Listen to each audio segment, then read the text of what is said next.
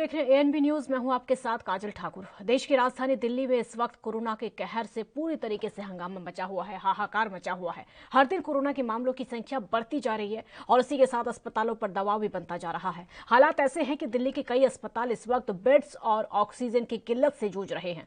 सोमवार सुबह दिल्ली के राम मनोहर लोहिया अस्पताल ने जानकारी दी है कि उनके अस्पताल में अब एक भी बेड खाली नहीं है। अस्पताल के बाहर चल रही टैली में नंबर 0 ही दिखा रहा है। सिर्फ आरएमएल ही नहीं बल्कि दिल्ली के कई सरकारी अस्पताल, प्राइवेट अस्पतालों का यही हाल है। टैली के मुताबिक आरएमएल के पास न आईसीयू बेड्स हैं और न ही ऑक्सीजन बेड्स हैं। ऐसे में अगर महासंकट के बीच में दिल्ली के एक बड़े अस्पताल का ऐसा हाल है तो काफी चिंताजनक स्थिति रही है।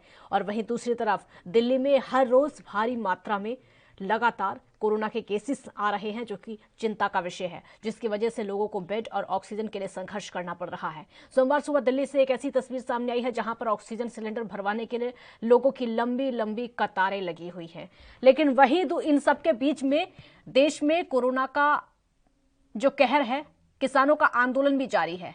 आंदोलन लगातार चल रहा है। किसान लगातार कृषि कानूनों के विरोध में प्रदर्शन कर रहे हैं और दिल्ली की सीमाओं पर डटे हुए हैं। उनका साफ तौर पर कहना है कि जब तक काले कानून वापस नहीं होते तब तक वो यहां से नहीं लौटेंगे। और वहीं किसान नेता राकेश टिकैत ने कहा कि जब तक भारत सरकार हमारे मसलों पर बात नहीं करेगी, ये आंदोलन जारी रहेगा। और वहीं जब उनसे किसान आंदोलन के दौरान कोरोना फैलने को लेकर सवाल पूछा गया तो उन्होंने सवाल उठाते हुए कहा कि आप लोग बंगाल में बीजेपी की रैलियों को लेकर सवाल क्यों नहीं करते हैं, जहां कोरोना नियमों की जमकर धज्जियां उड़ाई जा रही हैं।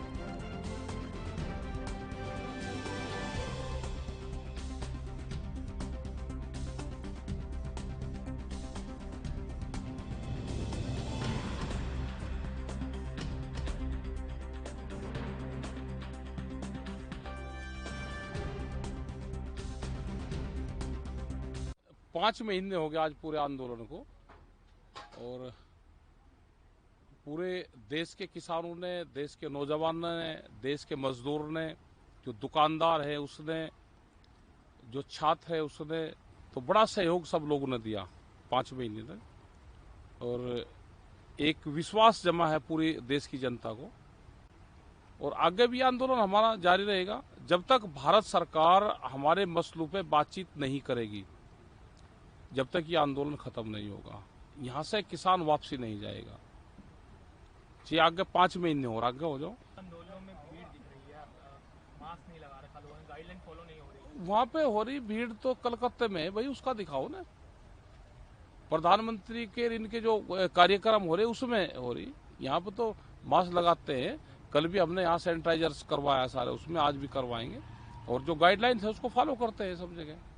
लेकिन जो फेलियर सरकार है, अगर कोविड की हम बात करें तो सरकार फेलियर है कि ऑक्सीजन भी हमारे पास में नहीं है, दवाइयां हमारे पास नहीं है, हॉस्पिटलों में वो जगह नहीं है।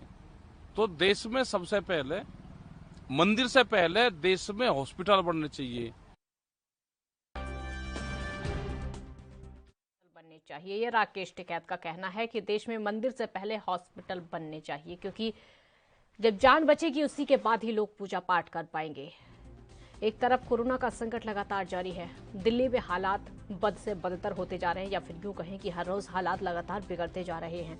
लेकिन किसान आंदोलन लगातार जारी है, थमने का नाम नहीं ले रहा है। जब किसानों से पूछा जाता है कि आप क्यों आंदोलन कर रहे हैं, देश के हालात बहुत ज्यादा खराब हो चुके हैं, कोरोना फैल सकता है, किसानों के बीच में कोरोना का डर है, तो उनका साफ तौर पर कहना है कि भीड़ किसान आंदोलन में नहीं बल्कि बंगाल में है। भीड़ बंगाल में जो रैलियां हो रही हैं उसमें हजारों लाखों लोग इकट्ठे हो रहे हैं। कोरोना का डर वहां पर है, किसान आंदोलन में नहीं है।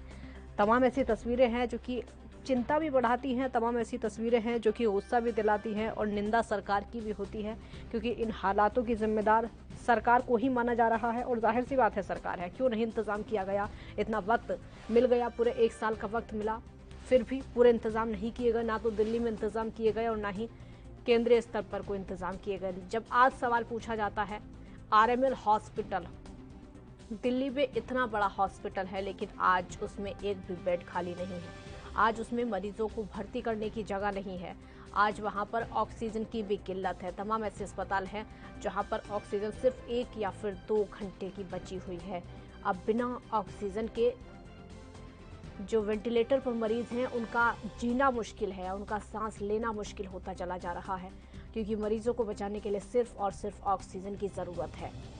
राजनीति अपनी तरफ, लेकिन लोगों की जान बचाना बेहद ज़रूरी है। वो दिखाई नहीं दे रहा, ना तो राज्य सरकार की तरफ से और ना ही केंद्र सरकार की तरफ से।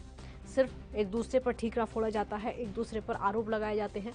समाधान कैसे होगा, इसका हल कोई नहीं निकालता है। कैसे समस्या का हल होगा, इसके बारे में कोई सोचता हुआ नहीं दिखाई देता है। सिर्फ और सिर्फ चुनाव से मतलब होता है। तो देश की राजधानी दिल्ली इस वक्त कोरोना के कहर का सामना कर रही है।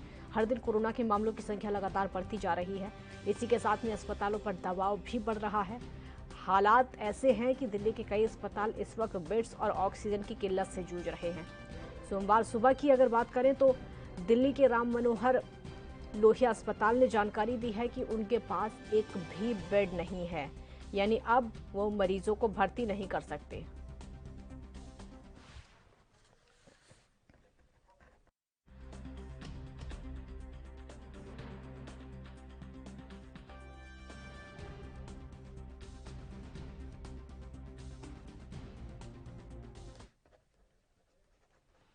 डिबेट में शामिल होने के लिए हमारे साथ दो खास मेहमान इस समय जुड़ गए हैं।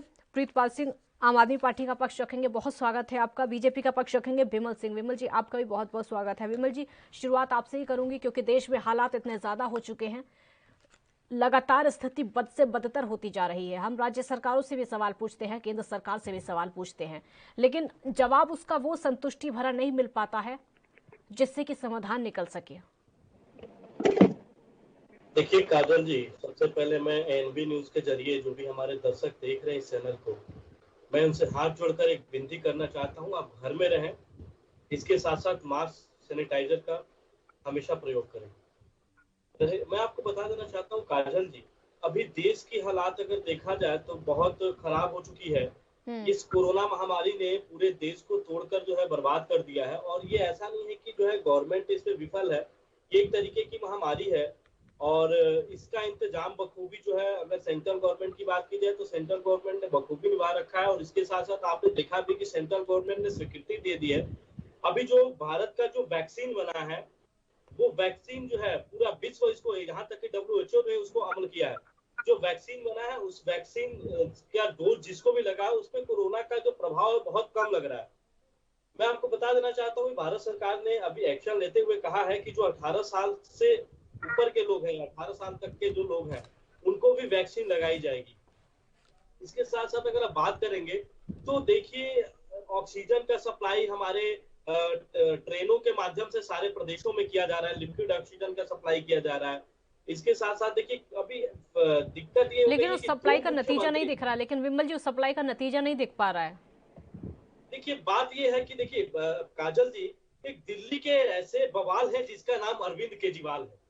मैं आपको बता देना चाहता हूं कि अरविंद केजरीवाल जी ने जब कोरोना का प्रथम चरण खत्म हुआ था, उन्होंने कहा था कि दिल्ली में, भाई साहब दिल्ली में तो बहुत सारे ऑक्सीजन है, इतना ऑक्सीजन पर्याप्त है कि दिल्ली में घर घर हम ऑक्सीजन बांट सकते हैं। अब क्या हुआ? अब कैसे जो है अस्पताल में इन्होंने एक ऐप बनाया है। काजल जी, मैं आपसे भी कहूंगा कि आप जरूर दिखाइए। उस ऐप पर इतनी धांधली हो रही है, उस ऐप पर दिखाया जा रहा है कि इस हॉस्पिटल में जो है 3 बेड खाली है। उस पर आप कॉल करेंगे, उसमें पता चल रहा है कि जो है किसी प्रकार का कोई बेड खाली नहीं है। तो मैं ये बात कहूंगा अरविंद केजरीवाल जी से एनबी के माध्यम से कि दिल्ली की जनता ने आपका क्या बिगाड़ा है? दिल्ली की जनता ने आपको जो है आपकी सरकार बनाई है।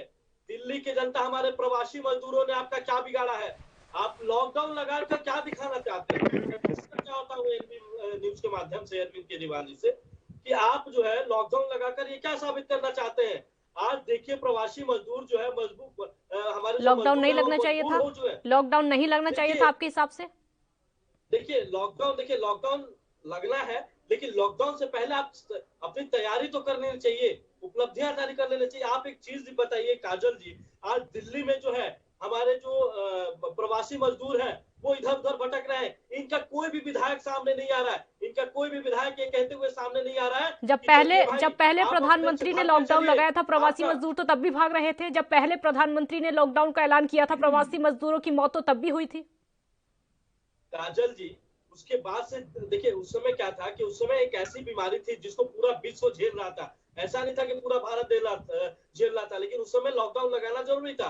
अभी जो है लॉकडाउन हमारा लास्ट इम्पति है कि आप लास्ट में आप उसको उपयोग कर सकते हैं। अभी जो है आप पहले पूरे तरीके से अपने आप को सारी उपलब्धियां तैयार करके रखिए। आप एक बात बताइए काजल जी कि अभी देखिए हमारे प्रवासी मजदूर है, आप जाके देखिए आनंद विहार रेलवे स्टेशन पे, आप जाके नई दिल्ली रेलवे स्टेशन अरे पे सर, देखिए, ये वहाँ तस्वीर पे हम पहले भी प्रवासी देख चुके हैं। ये मजदूरों का तस्वीर हम भीड़ है। पहले भी ये देख प्रवासी चुके हैं, जब मजदूर, पहले ये लॉकडाउन लगा प्रवासी था, जब पहले नहीं, प्रधानमंत्री ने ये ऐलान पहले किया था। एक मिनट काजल जी, पहले जब प्रधानमंत्री ने एक ऐलान बात किया था, ये बताइए, तस्वीर सुनिए। हमने तब भी देखी थी, जब पहले देश काजल की जी, सरकार ने जब एक मिनट जब केंद्र सरकार ने पहले ऐलान किया था ना, ये तस्वीर हमने तब भी देखी थी। अभी पहली बार तस्वीर हम नहीं देख रहे हैं। प्रीतपाल जी जवाब तो दीजिए। आप ये इस तरह के तस्वीर, हालात आप हो एक बात चुके हैं, ठीक है आपका जवाब ले लेती हूँ। प्रीतपाल जी, इस तरह के हालात हो चुके हैं, दिल्ली सरकार फेल क्यों है? क्या समय कम पड़ गया? पूरा 1 साल गुजर चुका है। काजल जी, हाँ, विमल सिंह जी जो भाजपा के प्रवक्ता हैं, वो इस मार्मिक स्थिति में भी राजनीति करने के लिए अपनी बातों को रख रहे हैं। वो सारे जिम्मेवारी जो है केजरीवाल को ही के सिर पे ही फोड़ना चाहते हैं। हम अपने सिर को आगे रखेंगे, आप हमारे सिर पे फोड़ लो, हमको उसका गम नहीं है। मगर जो ऑक्सीजन का नियंत्रण है वो विमल सिंह जी ये बताएंगे, वो सेंट्रल गवर्नमेंट हमें क्यों नहीं 700 मीट्रिक टन दिल्ली वालों के लिए दे रही है? अरविंद केजरीवाल ने कब कहा कि दिल्ली के अंदर पर्याप्त मात्रा में हमारे पास ऑक्सीजन है? इस तरह का बयान अगर एक भी ये मुझे दिखा दे, मैं राजनीति से संन्यास लूंगा। अरविंद केजरीवाल जी ने ये कहा कि हमारे पास पर्याप्त व्यवस्थाएं हैं, मगर जो पैंडेमिक है इसके लिए अरविंद केजरीवाल ने मई में ही देश को 2020 में बता दिया था कि इसके साथ जीने की हमको आदत डालनी पड़ेगी। इसमें हमको रहकर हमको अपनी स्वास्थ्य सेवाओं को और मजबूत करना पड़ेगा, हमारे बेड्स बढ़ाने पड़ेंगे, आईसीयू बेड्स बढ़ाने पड़ेंगे, ऑक्सीजन की व्यवस्था बढ़ानी पड़ेगी। तब जाकर सितंबर में माननीय प्रधानमंत्री देश के नरेंद्र मोदी जी ने अपने वक्तव्य में कहा था कि देश के सभी बड़े हॉस्पिटलों में 142 जगहों पर ये ऑक्सीजन के प्लांट लगाए जाएंगे, जिसकी महामारी ना हो पाए और ऑक्सीजन वहीं पे ही उपलब्ध हो जाए। क्या वो 142 ऑक्सीजन प्लांट लगे, ये विमल सिंह जी बता पाएंगे? अब वो कहते हैं तो उन्होंने तो पूरा इंतजाम कर दिया था, आप नहीं लगवा पाए तो क्या करें? उन्होंने तो पूरा बजट रख दिया था ऑक्सीजन प्लांट लगवाने का, आप नहीं लगवा पाए, क्या करें? दिल्ली की सरकार नहीं लगवा पाई तो फिर क्या कर सकते हैं? काजल जी, मैं उसके ऊपर भी आपको बता दूं। हाँ, सितंबर महीने 2020 में ये घोषणा हुई थी कि 142 जगहों पर देश के अंदर ये लगेंगे। 8 जगहों पर दिल्ली से जगह मांगी गई थी अस्पतालों में। दिल्ली सरकार ने अपने 8 अस्पतालों को जो जगह थी वो सेंट्रल गवर्नमेंट को, जो स्वास्थ्य मंत्रालय इसको देख रहा था, उसको दे दी थी। वहां पर लगाने के लिए जो भी पैसे पीएम फंड से आए थे वो स्वास्थ्य मंत्रालय के पास, जो सेंट्रल के अधीन आता है, उसके पास गया था, उनको लगाने की जिम्मेवारी थी। दिल्ली सरकार के पास इसमें से 1 रुपए भी नहीं आया है। चलिए जवाब ले लेते हैं। विमल जी आपका जवाब दे रहे हैं, कितने रुपए आए और कितने नहीं आए? अगर रुपए आए तो फिर वो कहाँ गए, बोलिए। देखिए, आपको बता देना चाहता हूँ काजल जी, इनको सही जानकारी नहीं है, मैं आपको इनको बता देना चाहता हूँ। देखिए, टोटल जो है 142 जो है जगहों पर पूरे देश में प्लांट, ऑक्सीजन प्लांट लगाने की व्यवस्था सेंट्रल गवर्नमेंट से की गई थी। इसके साथ साथ पीएम फंड केयर से भी बोला गया था कि पीएम फंड केयर की तरफ से ही ये जो है व्यवस्था की आना था। इसका विमल जी थोड़ा याद कीजिए, इनके मुख्यमंत्री जी ने ये पीएम फंड से पैसा इसमें का आना था, कर दे रहे हैं, आप लगवा दीजिए। सेंट्रल गवर्नमेंट ने एक जगह पे अभी लगाना स्टार्ट किया था, एक जगह पे काम पूरा भी हो गया है। उसके बाद इनके मुख्यमंत्री साहब ने क्या बोला था? इनके मुख्यमंत्री साहब ने ये बोला था कि देखिए हमारे यहाँ ऑक्सीजन पूरा पर्याप्त मात्रा में है, हमारे यहाँ लगाने की कोई जरूरत नहीं है। इनके मुख्यमंत्री बयान दे रहे हैं सेंट्रल नहीं, आप उसको पढ़ के आइए, आप उसको पढ़ के आइए, पार्टी की ओर से स्टडी कर लीजिए। इस तरह का हमारे पास जो है हमारे पास बयान उनका मुक्तापूर्ण है। एक सिलेंडर बयान आप दे रहे हैं नेशनल चैनल पर अपनी पार्टी की ओर से। आप पहले स्टडी कर लें तब बयान दें। यहाँ पे एक एक करके बोलिए। दोनों पार्टियां अगर साथ में पक्ष रखेंगी तो फिर बात नहीं बन पाएगी। दिल्ली की जनता समझ चुकी है कि आप कोरोना काल में विफल है। देखिए काजल जी, मैं आपको बता देना चाहता हूं, जब प्रथम चरण कोरोना काल आया था उस समय इन्होंने क्या किया था कि दिल्ली को खोलना छोड़ दिया था। उस समय दिल्ली के सारे मार्केट खोल दिए थे। सबसे ज्यादा जो है कोरोना अगर स्टार्ट हुआ, बढ़ना स्टार्ट हुआ दिल्ली में, तो इसी कारण स्टार्ट हुआ। इन्होंने पूरी गलियां खोल दी। इन्होंने जी जो हॉटस्पॉट जोन बनाया गया था, जो रेड जोन बनाया गया था, उसको भी उन्होंने खोल दिया। इसके साथ साथ दिल्ली की सारी दुकानें खोल दी, सारी मार्केटें खोल दी। इन्होंने कहा था कि जी हम तो बस चलाएंगे, हम मेट्रो चलाएंगे, हम प्रिकॉशन बरतेंगे, हम पूरा जो है जहां जहां पे बस स्टॉपेज है वहां पे स्क्रीनिंग करेंगे, थर्मल स्क्रीनिंग करेंगे, हम सैनिटाइजेशन कराएंगे। लेकिन किसी प्रकार का कोई सैनिटाइजेशन, किसी प्रकार का कोई थर्मल स्क्रीनिंग जो है मुझे दिल्ली में नहीं दिखाई दी है। इसके साथ साथ जो हमारे नगर निगम के कर्मचारी हैं, लगभग एक साल से 26,000 करोड़ रुपए उनका जो है लगभग 30,000 करोड़ रुपए उनका ये लोग बचा के रखे हैं, इनका ठीक है, वेतन नहीं दे रहे हैं। ठीक है प्रीतपाल जी, जब बाढ़ आ गई उसके बाद आप लोग पुल बना रहे हैं, उसका कोई फायदा होगा? वो टिक पाएगा? देखिए, विमल जी ने ये बात कहा कि पहले ही जब पहला ये कोरोना काल देश में आया था, हाँ, तब हमारे अरविंद केजरीवाल ने सारे बाजार खोल दिए थे। शायद इनको स्टडी नहीं है इस बात की। आप अच्छी तरह काजल जी जानती होंगी कि वो नियंत्रण जो था बाजार खोलने का या जो भी आदेश मिला था वो सेंट्रल गवर्नमेंट की ओर से आया था। इसका नियंत्रण सेंट्रल गवर्नमेंट के हाथ में था। ये दिल्ली की सरकार ने नहीं खोला था, ये सेंट्रल गवर्नमेंट ने कहा था तभी खुला था। अब मैं आज बता दूं, जैसे आपने कहा ये हालात जो पैदा हुए हैं ये कैसे खत्म होंगे, ये खत्म होने की जो जिम्मेवारी है वो दिल्ली की जो जनता है उसने अरविंद केजरीवाल को दे रखी है। और अरविंद केजरीवाल जो है इसको खत्म करने के लिए रात दिन अपना लगा रहे हैं। हमारे सारे विधायक, हमारे सारे सभासद, हमारे सारे सांसद जो है वो काजल जी का एक भी विधायक जमीनी स्तर पर नहीं है अभी। राधा स्वामी इस सत्संग भवन के द्वारा, लेकिन वो मेहनत दिखाई नहीं दे रही है प्रीतपाल जी। जब लोगों की एक हॉस्पिटल से जब 25-25 लाशें निकल कर आती है ना, तो वो मेहनत दिखाई नहीं देती है। फिर सिर्फ और सिर्फ आंसू निकलते हैं, सिर्फ और सिर्फ जो मरीजों के परिजन हैं उनके चीखने की आवाजें निकलती हैं। वो मेहनत कहीं दिखाई नहीं दे रही है, कहीं भी नहीं। काजल जी, दुखद है इस तरह की जो मौतें हो रही हैं। दिल्ली सरकार, मैं आम आदमी पार्टी का प्रदेश प्रवक्ता होने के नाते पूरी तरह से दुखी हूं इस बात के लिए। मगर काजल जी, इस बात को क्यों आप भूल जाती हैं? आज केंद्र में जो बैठी मोदी सरकार है, पिछले 6 साल से देश पे राज कर रही है। उनका स्वास्थ्य का बजट प्रति वर्ष 2013-2014 से लेके आज तक का अगर आप देख लें तो वो मात्र 2% रहा है। मैं नहीं भूली हूं ये बात। स्वास्थ्य का बजट बढ़ा होता तो आज इस तरह की मौतें ना होती देश के अंदर।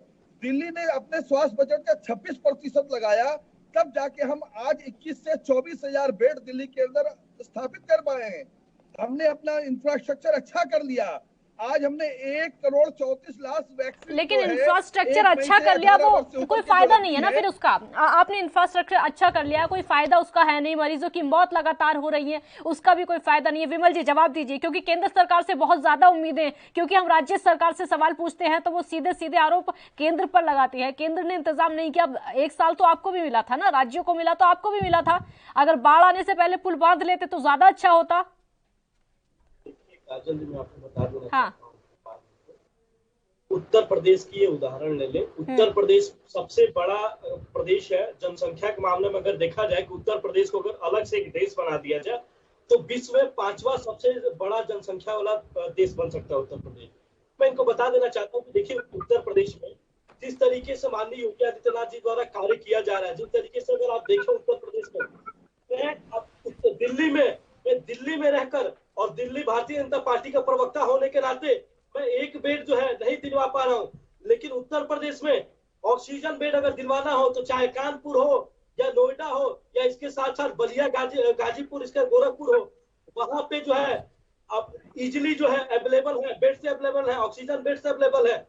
लेकिन दिल्ली की सरकार जिस दिन आई थी, दिल्ली की सरकार कह रही थी हमारा तो शिक्षा विभाग बहुत अच्छा है, हमारा स्वास्थ्य विभाग बहुत अच्छा है, हमारे यहाँ के हॉस्पिटल बहुत अच्छे हैं।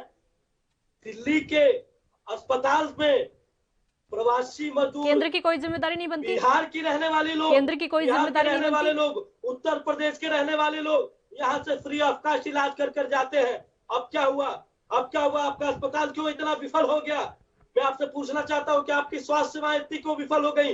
ये बात कर रहे हैं अपने विधायकों की, तो मैं इनको बता देना चाहता हूँ, आप जाके देखिए कांग्रेस के जो प्रवक्ता यहाँ पे बैठे हैं जो ज्ञान दे रहे हैं, एक भी इनका प्रवक्ता जमीनी स्तर पे नहीं है। एक भी प्रवक्ता इनके विधानसभा में, एक भी इनका विधानसभा विधायक अपने जो है दिखाई नहीं दे रहा है। मैं इनसे कहना चाहूंगा विमल जी, पहले जमीन पर ठीक है आइए। विमल जी, ठीक है, केंद्र की कोई जिम्मेदारी नहीं बनती, पहले आप ये बताइए। देखिए केंद्र सरकार जो है अपना काम बखूबी निभा रही है। आप बंगाल में देखिए रैलियां कि करके, केंद्र सरकार, बंगाल में रैलियां करके, देखिए और भारतीय जनता उत्तराखंड में पार्टी कुंभ जो है का लगभग आयोजन 10 दिन करके, पहले, और मैं उत्तराखंड में आपको बताना कुंभ का चाहता आयोजन हूँ, करके। लगभग काजल जी, लगभग 10 दिन पहले भारतीय जनता पार्टी ने अपने ऑथेंटिक चीज से डाला है कि हम 500 से ज्यादा कोई भी ऐसी सभाएं करेंगे तो 500 से ज्यादा गैदरिंग नहीं होगा। इसके साथ साथ सोशल डिस्टेंस के साथ मास्क और जो है सैनिटाइजेशन। तो ऐसे जगह पे हम जो है क्या नाम अपना जो है जनसभा वगैरह करेंगे। आप देख भी रही है जो भी जनसभा हो रही है भारतीय जनता पार्टी की बंगाल के अंदर, वहां पे 500 से ज्यादा जनसंख्या नहीं है। तस्वीरें हम डेली देख रहे हैं, तस्वीरें हमने हमेशा दिखाई हैं, हमेशा से, चाहे वो प्रधानमंत्री की रैली हो, चाहे वो गृह मंत्री की रैली हो, वहां भीड़ किस कदर होती है, किस तरीके से होती है, तस्वीरें हम भी दिखाते हैं, तस्वीरें हम भी अपने चैनल पर दिखाते हैं। प्रधानमंत्री देखिए काजल जी, पहले चीज मैं आपको बता देना चाहता हूँ, प्रधानमंत्री जी किसी प्रकार का कोई जनसंख्या लाइव नहीं कर रहे हैं। वो वीडियो मतलब वीडियो कॉन्फ्रेंसिंग के थ्रू, कितने दिन से कर रहे हैं ये, कितने दिन से कर रहे हैं ये? हमेशा से नहीं हो रहा था, कितने दिन से कर रहे हैं? हमेशा से नहीं हो रहा था ये, हमने बंगाल की तस्वीरें देखी हैं। 7-8 दिन से, लगभग 10 दिन से ऐसा किया जा रहा है। हाँ। और भारतीय जनता पार्टी जो है गैदरिंग को कम कर दी है। हमारे लिए जो है हमारी अगर गैदरिंग को कम करती तो फिर कुंभ का आयोजन क्यों किया गया? अगर गैदरिंग को कम कर, जी विमल जी, अगर गैदरिंग को कम करती है तो फिर कुंभ का आयोजन क्यों किया गया था? बात करनी है तो आज जनता अब जाके जो है हरिद्वार घाट को देख लीजिए। हरिद्वार में जो कुंभ है वहां पे एक भी जनता, वहाँ पूरी तरह से खाली करा दिया गया है, पूरी तरह से उसको सैनिटाइजेशन किया जा रहा है दिन भर में 3 बार। सेंट्रल गवर्नमेंट अपना काम बखूबी निभा रही है। आप देखिए सारे स्टेट में ऑक्सीजन सप्लाई किया जा रहा है। अगर सेंट्रल गवर्नमेंट अपनी जिम्मेदारी, विमल जी, अगर सेंट्रल गवर्नमेंट अपनी जिम्मेदारी अच्छे से निभाती तो 50 से 60 वहां पर साधु संत कोरोना पॉजिटिव नहीं होते, एक महामंडलेश्वर की कोरोना से मौत नहीं होती, अगर जिम्मेदारी सरकार निभा रही होती तो। जवाब दीजिए। देखिए मैं आपको बता देना चाहता हूँ, ये कोरोना ऐसा महामारी है, एक ऐसा वायरस है हाँ। कि ये जो है अगर थोड़े से अगर नजदीक के कोई संपर्क में आ जाए तो वो बहुत तेजी से फैल जाता है। मैं इसमें बता देना, लेकिन इस चीज का अंदाजा तो था ना, लेकिन इस चीज का अंदाजा तो था। इससे पहले भी देखिए काजल जी, मैं आपको बता देना चाहता हूँ, इससे भी पहले जो है देश में कुंभ हुआ है। लेकिन आप जाके देखिए जिस तरीके से कुंभ में स्वच्छता कराया जा रहा है, जिस तरीके से टाइम टू टाइम जो है सैनिटाइजेशन कराया जा रहा है, जिस तरीके से प्रिकॉशन बरता जा रहा है, जिस तरीके से लोगों को, लेकिन कोई फायदा नहीं हुआ उसका। विमल जी ठीक है, लेकिन उसका आऊंगी मैं आपके पास, लेकिन चाहे जितनी भी प्रिकॉशन वहां पर बरती जा रही है, सावधानियां बरती जा रही है, कोई उसका फायदा नहीं हुआ है। अगर फायदा होता तो महामंडलेश्वर की मौत नहीं होती, अगर फायदा होता तो साधु संत वहां पर कोरोना पॉजिटिव नहीं आते। प्रीतपाल जी जवाब दीजिए, दिल्ली की सरकार आखिरकार क्यों फेल है? 1 साल का वक्त मिला, कम था क्या? और वक्त चाहिए था? देखिए मैं आपको बार बार इस बात को कह रहा हूँ पूरी जिम्मेवारी के साथ, दिल्ली की सरकार ये इस काम में लगी हुई है। जब देश के अंदर कोरोना आया था तब भी 500 जब देश के अंदर केस हुआ करते थे तब भी दिल्ली की सरकार अपने आप में सजग थी, आज भी सजग है। मगर हमारे हाथ कई जगहों पे बंधे हुए हैं, हम सेंट्रल के अधीन आते हैं। सेंट्रल गवर्नमेंट ने हमारे ऑक्सीजन लेवल को पूरी तरह से रोक रखा है।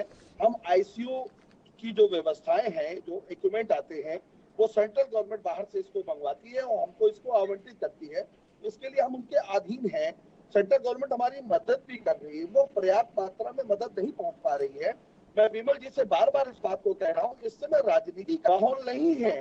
आप इस बात को कह दें कि 500 लोगों के लिए वहां पे रैली करने के लिए आज्ञा मिली है, तो ये किस कोविड के नियम का पालन कर रही है ये आप बता दें। नेशनल चैनल पे इतनी बड़ी बात कर रहे हैं कि 500 लोगों को वहां पे इजाजत दे रही है इलेक्शन कमीशन, क्या कोविड के नियम के अनुरूप वो 500 लोग हैं? जब कोविड ये कहता है कि 2 गज की दूरी, जो हमारे देश के प्रधानमंत्री कहते हैं, वो बंगाल में जाके रैलियां करते हो, वो 500 लोगों की अगर इलेक्शन कमीशन उनके अधीन आकर ये आदेश पारित करता हो तो इससे क्या कोरोना रुक जाएगा? आज बंगाल के अंदर कोरोना की इतनी महामारी हो चुकी है, 14,000 केस हो गए हैं। जब चुनाव हुआ था तब वहां पे 1500-1600 केस हुआ करते थे। देश के अंदर आपको काजल जी मैं बता दूं, फरवरी के अंदर, फरवरी के पूरे महीने में 3 लाख केस नहीं हुए थे। आज प्रतिदिन 3.5 लाख केस देश के अंदर आ रहे हैं। क्या शर्म की बात नहीं है नरेंद्र मोदी जी के लिए? क्या शर्म की बात नहीं है अमित शाह के लिए? क्या शर्म के बाद योगी आदित्यनाथ दिल्ली सरकार जिम्मेदारी नहीं लेगी? मर रहे हैं? क्या दिल्ली सरकार जिम्मेदारी नहीं लेगी? प्रीतपाल जी क्या दिल्ली सरकार जिम्मेदारी नहीं लेगी?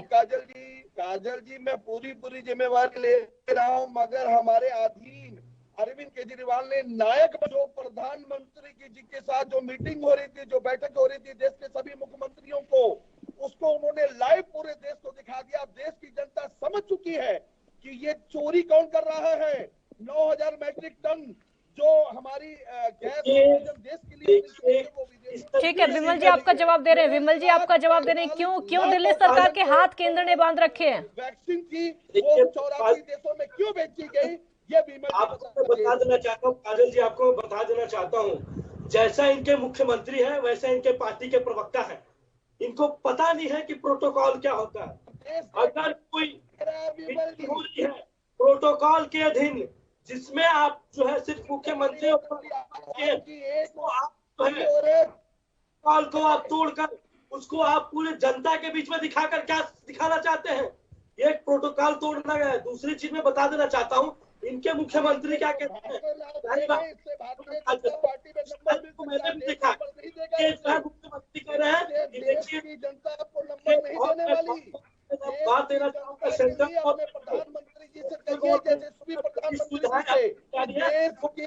प्रीतपाल जी सुन लीजिए एक बार उनको। प्रीतपाल जी एक बार उनको सुन लीजिए। आपका ही जवाब दे रहे हैं, आपका ही जवाब दे रहे हैं। आपने ही कहा था कि आपके हाथ बांध रखे हैं, आपने ही कहा था कि दिल्ली सरकार के केंद्र ने हाथ बांध रखे हैं, वही आपका जवाब दे रहे हैं। सुन लीजिए अब बोलिए। वो जवाब ही अनाप शराब दे रहे हैं, वो उल्टे सीधे की ओर जा रहे हैं। वो का भजन ही गा रहे हैं बस। इनके बीच में मैं नहीं बोल रहा कि बात लगता है उनको खाली नंबर लेने अपनी पार्टी से, उनको लेना देना कुछ नहीं है।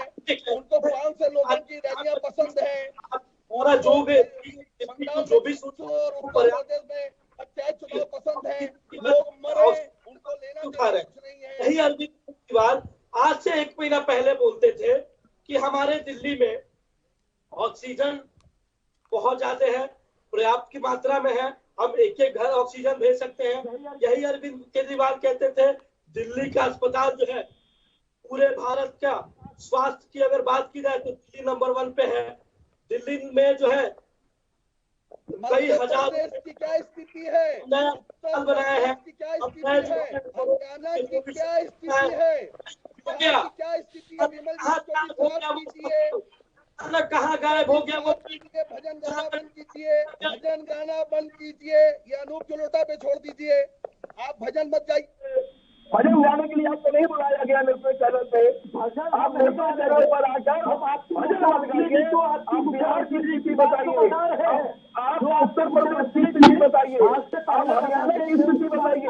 बता रहे हैं काजल जी कैसे लोगों को आपने मतलब बुला लिया जिनको ये पता। दोनों राजनीति करेंगे तो कोई फायदा होगा नहीं इससे, ठीक है? दोनों राजनीति करेंगे कोई इससे फायदा नहीं होने वाला, ठीक है? 1 मिनट प्रीतपाल जी अब सुन लीजिए, अब मेरी बात सुन लीजिए। विमल जी, केंद्र सरकार से बहुत ज्यादा उम्मीदें हैं, पूरे देश को भी, अलग अलग राज्यों को भी, क्योंकि जब अलग अलग राज्यों में ऑक्सीजन की कमी हो रही है तो सबकी जो अपील है, सबकी जो चिट्ठियां हैं वो केंद्र सरकार के पास जाती है ताकि उनको मदद मिल सके, उनके लोगों को बचाया जा सके।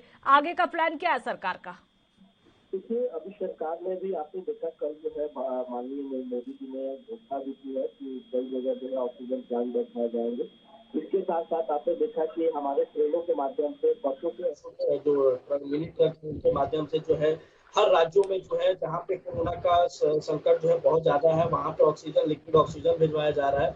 इसके साथ साथ जो है हर प्रदेश में जहाँ पे जनसंख्या ज्यादा है कोविड के पेशेंट की, वहाँ पे जो है अलग से टेंट लगाकर, इसके साथ साथ जो है कई कन्वेंशन सेंटर में कोरोना पेशेंट को जो है दिया जा रहा है, कई जो है अलग तरीके से बेड बनाए जा रहे हैं, ऑक्सीजन मुहैया कराया जा रहा है। ठीक है, लास्ट रिएक्शन। ठीक है प्रीतपाल जी आपका भी लास्ट रिएक्शन। दिल्ली सरकार ने कितना इंतजाम कर लिया है?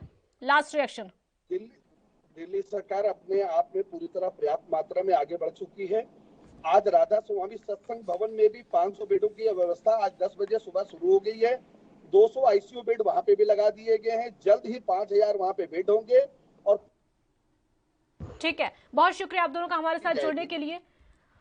तो कोरोना की रफ्तार लगातार बढ़ती जा रही है। राज्य और केंद्र सरकारें आपस में सिर्फ और सिर्फ लड़ाई कर रही हैं। इंतजाम होते हुए दिखाई नहीं दे रहे हैं। ऑक्सीजन के बड़े बड़े दावे किए जाते हैं, लेकिन मरीजों की मौत लगातार होती चली जा रही है। आप दोनों का बहुत बहुत शुक्रिया। देखते रहिए ANV न्यूज। नमस्कार।